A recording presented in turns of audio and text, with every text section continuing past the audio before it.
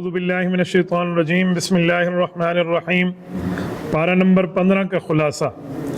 پارہ نمبر 15 کی ابتدا ہوتی ہے سورۃ الاسراء سے۔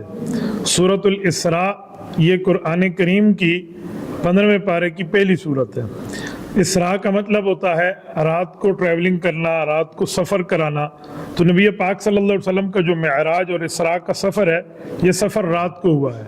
اسی وجہ سے حضور اقدس صلی اللہ علیہ وسلم کے اس مبارک سفر کی نسبت دیتے ہوئے اس سورت کا نام سورۃ الاسراء رکھا گیا ہے۔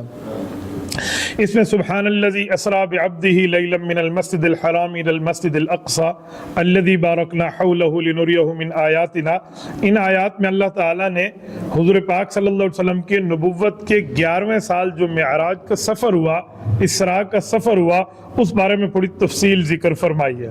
میں تھوڑی سی اس کے حوالے سے آپ کی خدمت میں بات عرض کر دوں۔ نبی پاک صلی اللہ علیہ وسلم کے معراج کی رات کا سفر 2 سفروں پہ مشتمل ہے۔ ایک سفر سفر اسراء ہے اور ایک سفر سفر معراج ہے۔ سفر اسراء کا معنی زمین سے زمین تک، سفر معراج کا معنی زمین سے عرش معلیٰ تک کا سفر۔ یہ نبی پاک صلی اللہ علیہ وسلم کا سفر معراج کہلاتا ہے۔ اوپر والے کو معراج کہتے ہیں، زمینی سفر کو اسراء کہتے ہیں، مگر بعضوں کا دونوں کو ملا کے بھی کہتے ہیں۔ قرآن کریم کے 15ویں پارے میں اس جگہ اللہ تعالیٰ نے واقعہ اسراء کو ذکر فرمایا، اور سورۃ النجم کے اندر اور احادیث متواترہ کے اندر معراج اور اللہ جل شانہ کے عرش تک جانے کے سفر کو مکمل فرمایا اور وہاں پر بیان فرمایا۔ یہ جو امتیازی معجزہ ہے، یہ نبی پاک صلی اللہ علیہ وسلم کا صرف روحانی نہیں ہے بلکہ جسمانی بھی ہے۔ روحانی کا معنی کہ نبی پاک صلی اللہ علیہ وسلم کو صرف خواب دکھا کر معراج کرائی گئی، تو صرف خواب میں نہیں کرائی گئی بلکہ جسمانی طور پہ بھی نبی پاک علیہ السلام گئے ہیں۔ خواب کا معراج کا معاملہ اس سے الگ ہے۔ نبی پاک علیہ السلام نے رب کریم سے ہم کلامی بھی کی ہے، امت پر 5 نمازیں بھی فرض ہوئی ہیں، اور واپسی پر حضور پاک صلی اللہ علیہ وسلم کو 3 چیزوں کے تحفے ملے ہیں۔ نمبر 1، حضور پاک صلی اللہ علیہ وسلم کو سورۃ بقرہ کی آخری آیات ملی عرش معلیٰ پہ، آمن الرسول بما انزل الیہ من ربہ والمؤمنون کی آیات جو ہیں، نہ یہ مکی ہیں، نہ یہ مدنی ہیں، نہ یہ ارضی ہیں، نہ یہ سماوی ہیں، بلکہ آسمانی اور فضائی اور عرشی ہیں۔ یہ اوپر آیات نبی پاک پر نازل ہوئی تھی۔ دوسرے نمبر پہ نبی پاک صلی اللہ علیہ وسلم کو تسلی دی گئی کہ اگر آپ کا کوئی امتی جتنا گناہ گار کیوں نہ ہو، اگر اس نے شرک نہیں کیا تو ایک وقت آئے گا اللہ تعالیٰ اس کو جہنم سے نکال کے جنت بھیج دیں گے۔ ہاں، جس نے شرک کیا اور شرک پر مر گیا، اس کی بخشش نہیں ہے۔ جس نے شرک کی معافی مانگ لی، اس کے لیے بخشش ضرور ہے۔ اور تیسرے نمبر پہ نبی پاک صلی اللہ علیہ وسلم کو 5 نمازوں کا تحفہ ملا ہے، جس کے پڑھنے پر 50 نمازوں کا ثواب بندے کو مل جاتا ہے۔ اس کے آگے وَقَصَيْنَا إِلَىٰ بَنِي اسرائیل کی آیت میں حضرت نبی پاک صلی اللہ علیہ وسلم کو بنی اسرائیل کے فساد کے بارے میں، سرکشی کے بارے میں بتایا گیا۔ بنی اسرائیل کی سرکشی تھی، تو بنی اسرائیل کی سرکشی پر 2 مرتبہ رب کریم نے ان کو عذاب دیا ہے۔ ایک مرتبہ عراق کا بادشاہ بخت نصر آیا، اور ایک مرتبہ روم کا بادشاہ تیلوس آیا تھا، اور ان دونوں نے آ کے ان کو تباہ و برباد کیا۔ وہ پورا کا پورا واقعہ وہیں ذکر فرمایا کہ بنی اسرائیل کو اللہ کی نافرمانی کی سزا مل گئی تھی۔ بخت نصر نے تو باقاعدہ ان کے ہزاروں آدمیوں کو مارا تھا، اور زندہ بچ جانے والے بھی ہزاروں تھے۔ انہیں قیدی بنا کے اپنے ساتھ بابل اور عراق لے گیا تھا۔ 70 سال تک ان لوگوں نے ذلت اور غلامی کی زندگی گزاری تھی۔ ایک بات یہ ارشاد فرمائی۔ دوسرا، تیتوس بھی آتا ہے، تیلوس بھی آتا ہے اس کا نام، وہ روم کا بادشاہ ہے، وہ آیا تھا، اور اس نے عیسیٰ علیہ السلام کے زمانے میں یہودیوں کی سرکشی اور بدعمالیوں کی وجہ سے ان کے اوپر وہ مسلط ہو گیا۔ اللہ جل شانہ کی طرف سے وہ بھی نیست و نابود اس کو کر کے گیا، اور اس نے بھی ان کے علاقے کو ویران کیا۔ اس کے بعد وَإِنْ عُدْتُمْ کی آیت کے اندر اللہ پاک نے یہودیوں کو ایک بار پھر خطاب کیا نبی پاک صلی اللہ علیہ وسلم کے دور میں کہ اگر تم نے پھر نبی پاک کی مخالفت کی تو تمہارا ہی حشری نشری پہلے کی طرح ہوگی۔ تو یہودی اپنے کرتوت سے پھر بھی باز نہ آئے۔ پھر ان کے ساتھ معاملہ کیا ہوا؟ ان لوگوں کو پہلے مدینہ کے بنو قینقاع اور بنو خزرج اس جگہ سے نکالا گیا، یہ خیبر جا کے بسے، پھر خیبر سے نکالا گیا، پھر حضرت عمر رضی اللہ عنہ کے دور میں تو ان کو جزیرۃ العرب سے نکال دیا گیا تھا کہ اخرج الیہود من جزیرۃ العرب۔ یہ ان کے اوپر یہ تیسرا عذاب ہے جس کو آیات اور حدیث پہ بیان فرمایا گیا۔ میں اللہ سے امید رکھتا ہوں انشاءاللہ تعالی اب جو فلسطین میں یہ بربادی کر رہے ہیں، انشاءاللہ تعالی عیسیٰ علیہ السلام کا وقت آنا ہے۔ یہودیت کے سربراہ نے، دجال نے یہودیت کے گھر میں لد سٹی آف اسرائیل کے ایئرپورٹ پہ قتل ہونا ہے، اور ان کو 4تھی سزا بھی ملنی ہے۔ رب کریم ہم سب کو حضرت عیسیٰ علیہ السلام کا عافیت کے ساتھ لشکری عطا فرمائے۔ اس سے آگے ان ھذل قرآن یہدی للتی ہی اقوم، ان آیات میں اللہ تعالیٰ نے قرآن کریم کو ہدایت کا راستہ بتایا اور قرآن کی صفت اقوم بیان فرمائی ہے۔ اقوم ایسے راستے کو کہتے ہیں جو آسان بھی ہو، محفوظ بھی ہو اور منزل مقصود تک پہنچا دے، اس راستے کو اقوم کہتے ہیں۔ تو قرآن کریم کی اس صفت کو ذکر فرمایا۔ اس کے آگے وَقَضَىٰ رَبُّكَ أَلَّا تَعْبُدُوا إِلَّا إِيَّاهُ وَبِالْوَالِدَيْنِ إِحْسَانًا میں حقوق اللہ کی بات فرمائی، حقوق العباد میں والدین کی بات فرمائی۔ رب کریم کی عادت مبارکہ یہ ہے، قرآن میں جہاں توحید کا ذکر وہیں رسالت کا ذکر آتا ہے، لیکن اس آیت میں ہم دیکھیں وَقَضَىٰ رَبُّكَ أَلَّا تَعْبُدُوا إِلَّا إِيَّاهُ، اللہ نے توحید کی بات فرمائی ہے کہ رب کا فیصلہ اس کی عبادت کریں۔ اب رسالت کی بات نہیں ہے، وَبِالْوَالِدَيْنِ إِحْسَانًا کی بات فرمائی ہے کہ والدین کے ساتھ آپ لوگوں نے حسن سلوک کرنا ہے۔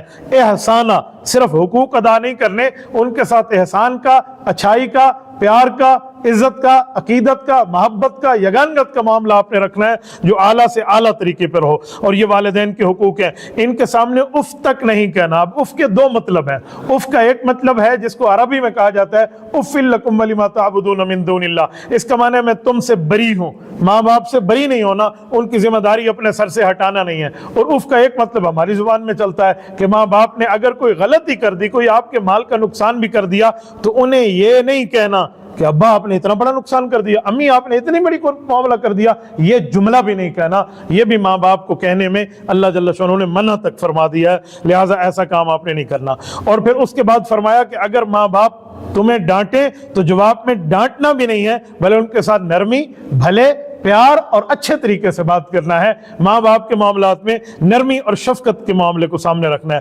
اور پھر اس کے بعد فرمایا والدین کے لیے اپنے بازوؤں کو بچھا کے رکھنا ہے۔ بازوؤں کو بچھا کے کیا مطلب؟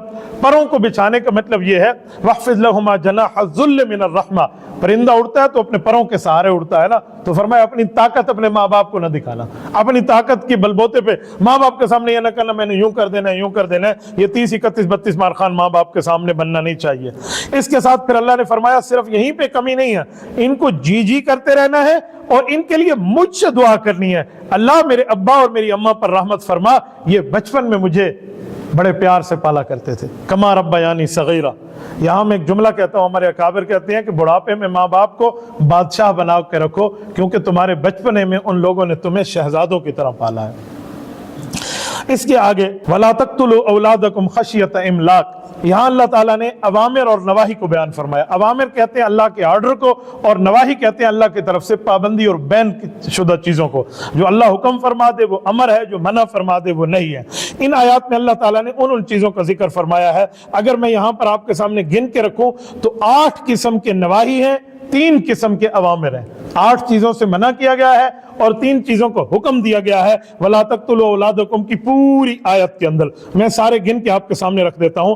سب سے پہلے طور پہ جو اللہ تعالیٰ نے منع فرمایا، فرمایا اپنی اولاد کو بھوک کے خوف سے قتل نہ کرو۔ نمبر 2 زنا کے قریب نہ جاؤ۔ نمبر 3 کسی جان کو قتل نہ کرو جس کو اللہ نے حرام قرار دیا ہے۔ ہاں یہ ہے کہ اس کے اوپر حق موجود ہو تو حکومت وقت کی سانس میں اس کو قتل کر سکتی ہے۔ اور نمبر 4 آپ لوگ کسی سے قصاص لیں، بدلہ لیں تو اس بدلے میں اپنے حد سے تجاوز نہیں کرو۔ نمبر 5 یتیم کے مال کے بالکل آپ لوگوں نے قریب نہیں جانا۔ اور پھر نمبر 6 جس چیز کا آپ کو یقین نہ ہو اس کے پیچھے نہ پڑو، یعنی اسے سچ سمجھ کے اس کے پیچھے پڑ جاؤ، ایسا نہ کرو۔ اور اس کے آگے زمین پر اکڑا کے چلنا اللہ تعالیٰ نے منع فرما دیا کہ یوں نہ چلو۔ اور 8ویں نمبر پہ فرمایا اللہ کے ساتھ کسی اور کو شریک نہ کرو، اللہ کے ساتھ کسی اور کو معبود نہ بناؤ۔ اور جو 3 قسم کے اوامر ہیں، پہلا حکم فرمایا کہ وعدہ کرو تو پورا کرو، دوسرا حکم فرمایا کہ جب کسی چیز کو پیمانے سے ناپ تول کے معاملات کرو تو بالکل پورا کرو، اس کو ادھورے معاملے میں نہ رکھو، اور تیسرا فرمایا تولنے کے لیے درست ترازو استعمال کرو، 2 نمبری کے ترازو استعمال نہ کرو۔ اس کے آگے جائیں تو رب کریم نے بعث بعد الموت، موت کے بعد کی زندگی کو بیان فرمایا ہے۔ یہ وقالوا اذا كنا عظاما نخرا کی آیت کو جیسے آخری پارے میں آتے تو یہاں بھی یہی کہتے تھے، یہ کہتے تھے وقالوا اذا كنا عظاما، جب ہم ہڈیاں ہو جائیں گی پھر ہم زندہ ہوں گے۔ تو کافروں کے لیے ایک عجیب بات تھی، مکہ کے لوگوں کے لیے، کہ ہڈی ہڈی ہو جانا ہے، مر جانا ہے، کھپ جانا ہے، اس کے بعد جا کر ہم دوبارہ زندہ ہوں گے۔ تو وہ یہ اعتراض کرتے تھے۔ تو نبی پاک صلی اللہ علیہ وسلم کو رب کریم نے جواب دیا کہ آپ انہیں فرمائیے تم لوہا بن جاؤ، पत्थर बन जाओ, इससे बड़ी कोई मखलूक बन जाओ, जिंदा है ना जिंदा रहना, मरना है मर जाओ, रब करीम तुम्हें उठाने पे कादिर है। अल्लाह ताला का मामला है। अल्लाह ताला तुम्हें अदम से वजूद में लाया था, तो अब दोबारा तुम्हें अगर खत्म करेगा तो दोबारा भी अल्लाह ताला उठा सकता है, जिंदा फरमा सकता है। इसके आगे अल्लाह ताला ने मुशरिक की हालत को बयान फरमाया कि जो मुशरिकीन है ये समंदर में तिजारत के लिए तो किश्तियों पे सफर करते हैं, अगर वहां कोई तूफान आ जाए या हवा आ जाए और इनकी किश्ती भंवर में फंस जाए, फिर ये बुतों को नहीं पुकारते, फिर खालिसतन अल्लाह को पुकारते।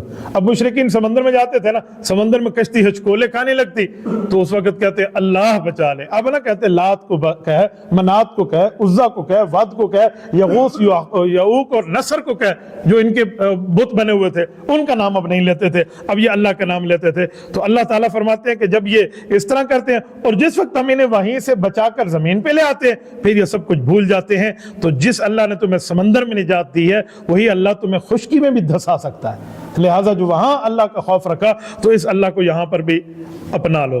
इसके आगे अक़िमिस्सलात लिदुलूक़ि शम्सि इला ग़सक़िल लैलि व क़ुरआनिल फ़ज्र इन्न क़ुरआनिल फ़ज्रि काना मशहूदा। 5 नमाजों का जिक्र है। लोग कहते हैं ना कि 5 नमाजें कहाँ हैं, ये कुरान करीम है, ये सूरत बनी इसराइल है, ये 15वां पारा है।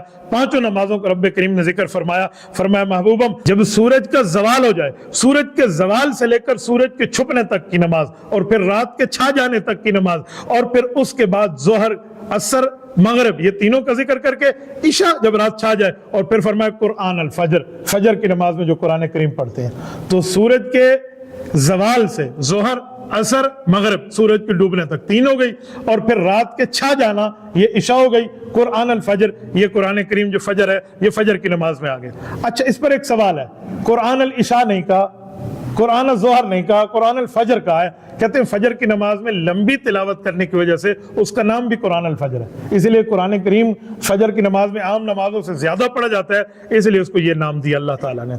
इसके आगे अल्लाह ताला ने वमिनल लैलि फतहज्जद बिही नाफिलतन लक में नमाज तहज्जुद को बयान फरमाया कि नमाज तहज्जुद ये 8 रकात आपने पढ़नी है। हुजूर पाक अलैहिस्सलाम पढ़ते थे, तो जिस आदमी ने इसको पढ़ना है, तहज्जुद का अफजल और अच्छा वक्त ये है कि नींद से उठ के पढ़े। तहज्जुद हजदा से है, इसका माना होता है बिस्तर को नींद में छोड़ देना, ये है असल।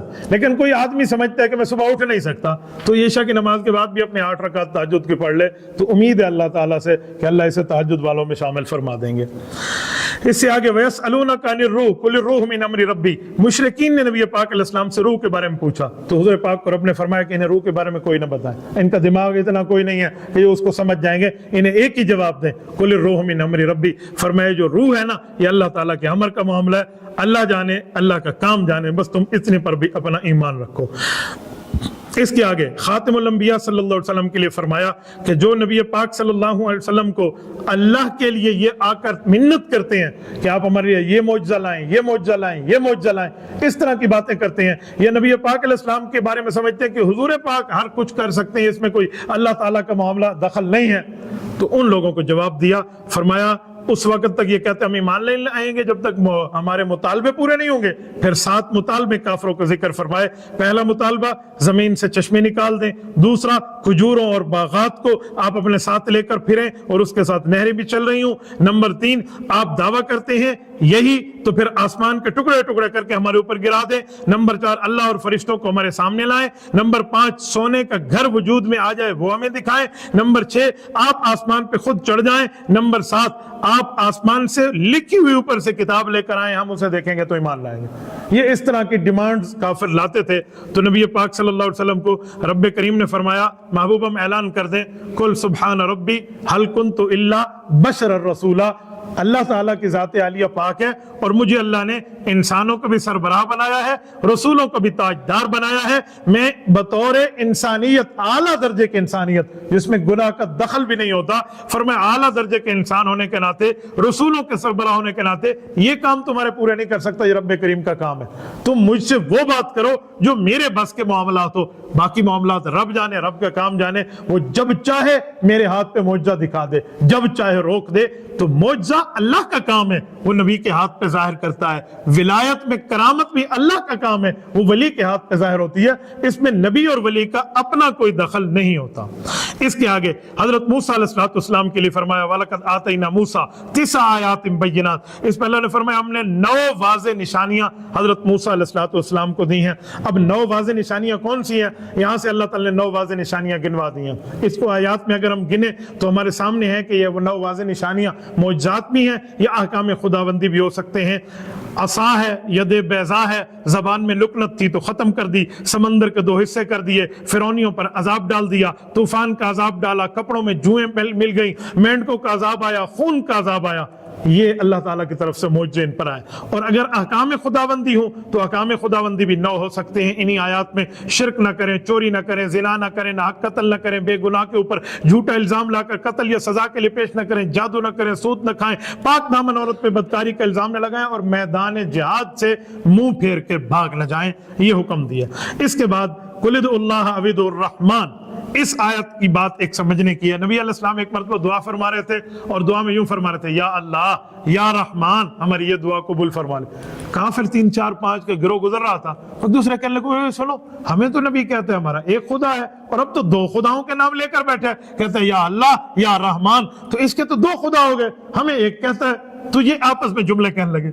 हजरत जिब्राइल को रब्बे करीम ने हुक्म फरमाया कि तू आरिश से फर्श पर जा और महबूब पे आयत उतार दे, कुलिदुल्लाह अविदुर रहमान अय्यम्मा तदू फलाउल अस्माउल हुस्ना, ये एक ही अल्लाह के नाम है, रहमान कह दो तुम्हारी मर्जी, अल्लाह कह दो तुम्हारी मर्जी, इसके ऊपर ये नहीं है। इसके अलावा भी कई अल्लाह ताला के नाम है, तुमने तो 2 नाम की परेशानी सुनना इख्तियार कर दी, ऐसा कुछ मामला नहीं है। इसके आगे वला तजहर बिसलातिक में किरात में एतदाल का हुक्म हुआ। हुजूर कुरान पढ़ते काफिर मजाक उड़ाते, रब्बे करीम ने फरमाया कि मक्की जिंदगी है, आप दरमियानी आवाज में कुरान पढ़ें, न इतना ऊंचा न इतना आहिस्ता, आप इसको दरमियानी आवाज में बिल्कुल पढ़ें। तो इसमें हमें हुक्म हुआ कि हर काम में बंदा मियाना रवि इख्तियार करे।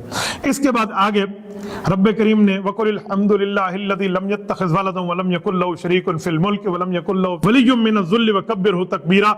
इस आयत में मुशरिकीन की, यहूद की, नसारा की रब्बे करीम ने तरदीद फरमाई कि ना अल्लाह के लिए कोई बेटा है, ना अल्लाह को बेटे रखने की जरूरत है, ना अल्लाह का कोई शरीक है, वो इससे बुलंद बाला है, आला है, उसकी सिफात भी आला है, लिहाजा इसी को बयान करते रहना चाहिए। यहाँ से सूरतुल कहफ शुरू हो रही है। सूरतुल कहफ पूरी तो नहीं है इस पारे में, बाकी हिस्सा 16वें पारे में है, मैं 15वें पारे के हिस्सा आपकी खिदमत में पढ़ देता हूँ। सूरतुल कहफ में कहफ का माना होता है गार। इस गार में जाकर कुछ लोगों के रहने का जिक्र था तो अल्लाह ताला ने उनको जिक्र फरमाया। यहूदियों से पूछा था मुशरिकीन मक्का ने, तो इनसे आकर हुजूर पाक से 3 सवाल किए, रूह क्या है, असहाबे कहफ कौन है और जुल्करनैन कौन है, सिकंदर जुल्करनैन के बारे में बताएं। ये 3 सवाल आ गए। हुजूर पाक अलैहिस्सलाम ने फरमाया कल बताऊंगा। नबी पाक सल्लल्लाहु अलैहि वसल्लम पर फिर कल बताऊंगा, वो ना आई वही, तो फिर फरमाया मैं कल बताऊंगा, फिर वही ना आई, तो फिर वही आई। उसके बाद कुछ दिनों के बाद फरमाया वला तकुलन्ना लिशैइन इन्नी फाइलुन ज़ालिका गदा इल्ला इंशाअल्लाह। महबूबन यूं ना फरमाया करे कल बताऊंगा, यूं फरमाया करे अल्लाह चाहेगा तो कल बताऊंगा, इंशाअल्लाह साथ फरमा दे। तो ये नबी पाक सल्लल्लाहु अलैहि वसल्लम पर फिर रब्बे करीम ने इनके जवाबात नाजिल फरमाए। अब असहाबे कहफ का क्या है, ये आगे आयात में आ रहे हैं, मैं सिर्फ झलकी आपको सुनाए देता हूँ। जालिम बादशाह है, काफिर बादशाह है, नाम उसका दकियानूस है और अहले इस्लाम पे जो उस जमाने के थे उन पे जुल्म और तशद्दुद करते हैं। चंद नौजवान उससे बागी होकर हटे और एक गार पे जाकर पहुंच गए कि इस जालिम से, कि जुल्म से हमें निजात मिल जाएगी, हम यहाँ पर आकर कुछ प्लान बना लें। तो आकर सोए। अच्छा, सोए तो सोते रह गए, 309 साल तक सो गए। अब 309 साल सोने के बाद ये बंदे उठे, एक दूसरे से कहने लगे, कुछ नाखून और बाल बड़े हुए थे ना, कितना अरसा सोए? तो किसी ने कहा दिन या आधा दिन। उसने कहा नहीं यार थोड़ा ज्यादा सोए, देखो ना भूख लगी थी। तो फबासु अहदकुम बिबरिकिकुम हाज़िही इलल मदीना। एक बंदे का यार वो बाहर चला जा, जरा आराम से जाना, कोई तुम्हें पहचानने ले, वो खाने पीने की चीज तो ले आ, कुछ खा ले हम। रब्बे करीम ने मामला ज़ाहिर फरमाना था। 309 साल के बाद उस बंदे ने कदम बाहर निकाला। जब वो बाहर निकला तो आगे जमाना बदल गया, हालात बदल गए। उसने जाके एक दुकानदार को पैसे पेश किए कि ये फलां चीज तो दे दे, मसलन को केले, माल्टे, सेब, आम है, भाई ये तो दे दे। उसने कहा कितने के? कहा जितने पैसों के। उन्होंने कहा कौन से पैसे हैं? वो सिक्के बदल गए थे, नोट तब्दील हो गए थे। तो उसने कहा कब के पैसे, कौन से पैसे लाए हो? नकली है, खोटे पैसे के हैं। تو اس نے کہا کس نے کہا نکلی ہیں بھائی اصلی تو ہے؟ انہوں نے کہا تو پرانے زمانے کے، اس کے اوپر کوئی ڈیٹ لکھی ہوئی تھی۔ انہوں نے کہا تم وہی تو نہیں ہو جو تمہارے پرانے زمانے کے؟ وہ تو ہاں ہو پڑ گئی، بادشاہ تک خبر پہنچی، بادشاہ تو ان کے دربار میں آ گیا، مسلمان بادشاہ تھا، حالات بدل چکے تھے، وہ ان کے انتظار میں تھا۔ تو تفاسیر میں لکھا ہوا ہے، امام قرطبی باقی حضرات نے بھی اس کو لکھا ہے کہ وہ بادشاہ آیا اور اس دروازے پر آیا، یہ لوگ باہر آئے، ان سے ملاقات ہوئی اور ملاقات کے بعد اندر گئے تو فوت ہو گئے۔ ایک روایت یہ ہے، ایک روایت یہ ہے کہ نہیں یہ بندہ واپس گیا تو اندر گئے وہ فوت ہو گئے۔ بہرحال بادشاہ نے وہاں ان کے لیے عزت بنوائی، وہاں مسجد بنوائی، اس کے اوپر تختی لگائی، تختی کو رقیم کہتے ہیں تو اس لیے صحاب الرقیم بھی انہیں کہا جاتا ہے، یا رقیم ان کے کتے کا نام بھی ہو سکتا ہے کہ ان کے ساتھ ایک کتا بھی گیا تھا تو اس کو رقیم کہتے ہیں۔ مختلف روایات ہیں، یہ اسرائیلی روایات ہیں، اس بارے میں نہ ہمیں اللہ نے قرآن میں تفصیل دی ہے نہ رسول اللہ صلی اللہ علیہ وسلم نے اپنے فرمان میں دی ہے، تو بس اتنی موٹی موٹی سی بات بدنا مان لے جس کو قرآن کریم نے ذکر فرمایا ہے۔ اس میں اللہ تعالیٰ نے ان کے اجسام کی حفاظت فرمائی۔ اللہ تعالیٰ فرماتے ہیں جب سورج آتا تھا تو میں ڈائریکٹ ان کے اوپر روشنی نہیں پڑنے دیتا تھا، یا دائیں ہوتی تھی یا بائیں ہوتی تھی، بس روشنی ادھر سے ادھر ہو کر گزر جاتی، ادھر سے ادھر، اور میرے آسمان سے فرشتے آتے اور آ کر ان کی سائیڈ چینج کرتے تھے۔ نقلبہم ذات الیمین و ذات الشمال، ان کی سائیڈ چینج کر رہے ہیں۔ رب کریم کا معاملہ ہے، اللہ تعالیٰ جیسے چاہے ویسے ہی کرے۔ آگے پھر ان کی پوری ترتیب ہوئی۔ اب اس پر سوال ہے کہ کتنے بندے تھے، ان کی تعداد کتنی تھی؟ قرآن کریم نے کوئی تعداد کے بارے میں واضح طور پہ اسپیسیفک ورلڈ نہیں دیا کہ اتنے ہی تھے، اس کے بارے میں مختلف آیات ہیں، کوئی کہتے ہیں 7 تھے، کوئی کہتے ہیں 9 ہیں۔ بہرحال اس کی پوری تفصیل ہے جو موجود ہے، حضرت ابن عباس رضی اللہ عنہما کا قول ملتا ہے، وہ فرماتے ہیں 7 یہ تھے اور 8واں ان کا کتا تھا جس کو رقیم کہا گیا۔ اس کے آگے وَضْرِبْ لَهُمْ مَثَلًا، اس آیت میں 2 بھائیوں کا ذکر ہے، ایک بھائی کافر ہے، رب کا نافرمان ہے، اور ایک بھائی رب کریم کا فرما بردار ہے، ان کا باغ ہے، دونوں کے باغ بنے ہوئے ہیں، مال و دولت میں دل لگا کے بیٹھ گئے ہیں، اللہ کے راستے میں خرچ کرنا چاہیے یہ نہیں، اس کے اوپر سارے معاملات ہو گئے، تو لہٰذا کیا کریں کیا نہ کریں۔ ایک بھائی نے دوسرے سے کہا بھائی اللہ کا شکر ادا کر، انہوں نے کہا کوئی شکر ادا نہیں کرتا، ساری تو میری محنت کا دخل ہے۔ اب صبح اٹھا تو ایک کا باغ برباد تھا، ایک کا باغ ٹھیک رہا، اس سے شکر گزاری کی بات سمجھ آتی ہے۔ اس کی اگلی آیات میں البال والبنون زینت الحیات الدنیا میں جو فرمایا کہ جو انسان کی اولاد ہے یا اس کا مال ہے یہ سب کچھ اللہ کا دیا ہوا ہے، لہٰذا ہمیں اس میں دل نہیں لگانا چاہیے، رزاق کے اوپر توجہ رکھنی چاہیے۔ پھر حضرت موسیٰ علیہ السلام اور حضرت خضر کا واقعہ بیان فرمایا، اور یہ واقعہ 15 پارے 16 پارے تک جاتا ہے۔ اس کا پہلا حصہ میں آپ کی خدمت میں عرض کر دیتا ہوں۔ حضرت موسیٰ علیہ السلام نے ایک مرتبہ ان سے سوال ہوا کہ اس دھرتی پہ سب سے بڑا عالم کون ہے؟ تو حضرت موسیٰ علیہ السلام نے فرمایا میں ہوں، اور یہ بات بالکل ٹھیک تھی کہ حضرت موسیٰ علیہ السلام ہی وقت کے نبی ہیں اور اس دھرتی کے اس وقت سب سے بڑے عالم ہیں، لیکن رب کریم نے ایک بات امت کو سمجھا دی حضرت موسیٰ کے ذریعے کہ جب کوئی اس طرح پوچھے تو یوں جواب نہیں دینا چاہیے میں ہوں، بلکہ یوں کہے اللہ تعالیٰ جانتے ہیں۔ تو حضرت موسیٰ علیہ السلام نے ساتھ یہ نہیں فرمایا، تو رب کریم نے پھر اس تشریعی نبی کو، تشریعی نبی کا معنی ہے جس کا تعلق عوام سے ہوتا ہے، اور تکوینی نبی وہ ہوتے ہیں جن کا تعلق اللہ تعالیٰ کے آسمان زمین کے معاملات سے ہوتے ہیں، ان کا تعلق عوام سے نہیں ہوتا۔ تو تشریعی نبی حضرت موسیٰ علیہ السلام کو تکوینی نبی کے پاس بھیج دیا گیا کہ جائیں ذرا ان سے بھی علم کی باتیں سمجھیں، حضرت خضر علیہ السلام کے پاس۔ موسیٰ علیہ السلام اپنے شاگرد کو جن کا نام ہے حضرت یوشع بن نون علیہ السلام، بعد میں نبی بنے ہیں، یہ حضرت موسیٰ علیہ السلام کے ایسے ساتھی تھے جیسے حضور پاک علیہ السلام کے حضرت ابو بکر صدیق ہے رضی اللہ عنہ، ان کو ساتھ لے کر یہ وہاں گئے اور وہاں جا کر اس سے ملاقات ہوئی اور ان سے مختلف باتیں ہوئیں۔ پھر یہاں سے آیت نمبر 60 سے لے کر آیت نمبر 82 تک اس پورے قصے کو بیان فرمایا گیا ہے۔ انشاءاللہ تعالی کل 16 پارے میں اس کی تفصیل آپ کی خدمت میں عرض کروں گا۔ جزاکم اللہ تعالی وآخر دعوانا ان الحمد للہ رب العالمین۔